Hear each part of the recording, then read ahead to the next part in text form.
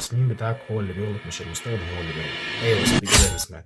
تصميمك انت اللي بيغلط مش المستخدم اللي بيستخدمه هو اللي بيغلط. وخليني افهمك ليه. مبدئيا صباعك هو المستخدم الفعلي لاي حاجه انت بتعمل، واي ديجيتال برودكت في العموم بيتكون من بوتونز، انبوتس، ممكن يكون من لينكس، حاجات كتيره قوي. فتخيل لو حاجه من دول حجمها صغير او حجمها مثلا مش متماثل، حجمها كبير زياده عن اللزوم، حجمها صغير زياده عن اللزوم. فده هيعمل ايه؟ هيعمل حاجه واحده بس، ان اليوزر بدل ما يدوس على حاجه معينه عشان يعمل امر معين او يعمل حاجه معينه، لا هيعمل حاجه تانية، وممكن اصلا الحاجه دي كمان ما يعرفش يعملها. فده طبعا بيأثر على تجربه الاستخدام. عشان كده بيجي قانون مهم جدا جدا في اليو اكس هو اللي بيحل الازمه دي. القانون ده اسمه الفاتس لو. الفاتس لو بيقول ان كل ما الحاجه تكون اسرع في متناول حدود المستخدم، ده بيقدر يساعده ان هو ياخد قرار صح ويعمل تجربه مستخدم ناجحه. وده على فكره مش بس في الديجيتال برودكتس، لا ده ممكن يكون في برودكتس فعليه هو بيستخدمها، زي التليفونات مثلا، او حته الحديده او التليفون ده اللي هو بيستخدمه ده. عندك مثلا تليفون زي الايفون مثلا.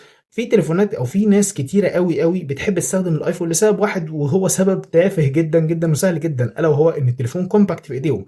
تليفون مش كبير. برضه نقطه مهمه جدا جدا لازم نراعيها، وده برضه موجود في الديجيتال برودكتس. على سبيل المثال زي ابلكيشن الواتساب مثلا. الواتساب كل الزراير فيه واحده ومتماثله والى حد ما حجمها مناسب جدا وفي حدود المستخدم. عشان كده الفيتس لو بيحل الازمه دي، ان كل ما الحاجه تكون حجمها مناسب وفي متناول الايد، كل ما ده بيسارع في تجربه المستخدم وبيحسنها وبيخلي تجربه المستخدم في حته كويسه.